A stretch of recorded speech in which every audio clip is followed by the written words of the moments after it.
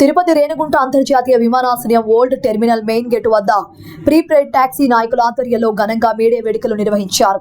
ఈ కార్యక్రమానికి ముఖ్య అతిథిగా పాల్గొన్న రేణిగుంట విమానాశ్రయం డైరెక్టర్ భూమినాథన్ పాల్గొని మాట్లాడుతూ, ప్రపంచ కార్మికుల దినోత్సవం నాడు కార్మికుల మధ్యలో కార్మిక దినోత్సవం జరుపుకోవడం చాలా సంతోషంగా ఉందని తెలుపుతూ ప్రతి ఒక్కరికి కార్మికుల దినోత్సవ శుభాకాంక్షలు తెలిపారు. అనంతరం ప్రపంచంలోనే ప్రసిద్ధిగాంచిన కలియుగ ప్రత్యక్ష దైవం వెంకటేశ్వర స్వామిని దర్శించుకోవడానికి దేశ విదేశాల నుంచి తిరుపతి ఎయిర్పోర్ట్ కు యాత్రికులు వస్తుంటారు. వారిని తిరుపతి ఎయిర్పోర్ట్ నుంచి వారి గమ్యస్థానాలకు టాక్సీ డ్రైవర్లు చేరవేస్తుంటారని, వచ్చిన యాత్రికులను ఎటువంటి ఇబ్బందులు కలగకుండా మంచి సౌకర్యాలు అందిస్తున్నారని కొనియాడారు. ఇదే విధంగా యాత్రికులతో సఖ్యత మర్యాద పూర్వకంగా ప్రయాణం సాగించాలని తెలిపారు. ఈ కార్యక్రమంలో యూనియన్ పెద్దలు మరియు సభ్యులు తదితరులు పాల్గొన్నారు.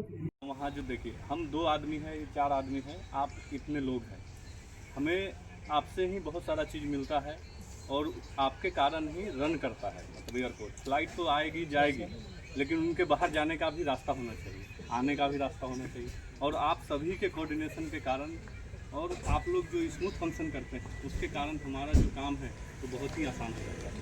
इसलिए मैं आप सभी को अपने एयरपोर्ट और CISO की तरफ से बहुत बहुत हार्दिक शुभकामनाएं देता हूं।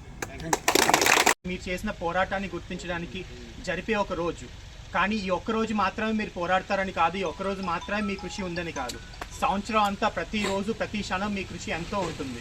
సో ఈరోజు మేము సుఖంగా 8 గంటలు పనిచేస్తున్నాం అంటే దానికి కారణం మీరే. మీరు చేసిన పోరాటానికి మేము ఇవాళ హ్యాపీగా ఉన్నాము. అలాగే మన ఎయిర్పోర్ట్ పరంగా చూసుకున్నా కూడాను మా కృషి ఎంతైతే ఉంటుందో దానికన్నా ఎక్కువ కృషి మీకు ఉంది. మన ఎయిర్పోర్ట్లో చాలా ఫెసిలిటీస్ జనాలు వచ్చేది ఎందుకు అంటే తిరుమల దర్శనానికి వెళ్ళడానికి, లేకపోతే చుట్టుపక్కల ఉండే టెంపుల్స్ అన్నిటికీ వెళ్ళడానికి. సో మేము జస్ట్ ఎయిర్పోర్ట్ ద్వారా ఇక్కడికి వాళ్ళని తీసుకురాగలుగుతున్నాం, కానీ వాళ్ళని తిప్పేదంతా మాత్రం మీరు. వాళ్ళని ఎంతో జాగ్రత్తగా చూసుకొని వాళ్ళు ఏమైనా మర్చిపోయిన ఆ వస్తువులు మళ్ళీ వెనక్కి ఇచ్చి, నాకు తెలిసి 1.5 year ద్వారా మనకి ఏ రకమైన ఇష్యూ లేకుండా చాలా పద్ధతిగా చాలామంది పాజిటివ్గా కూడా రెస్పాండ్ అయ్యారు. దట్ మేము ఏం అడిగినా కూడా మన ట్యాక్సీ డ్రైవర్స్ చాలా పద్ధతిగా వాళ్ళు హ్యాపీగా ఎక్కడ తీసుకెళ్ళమంటారు.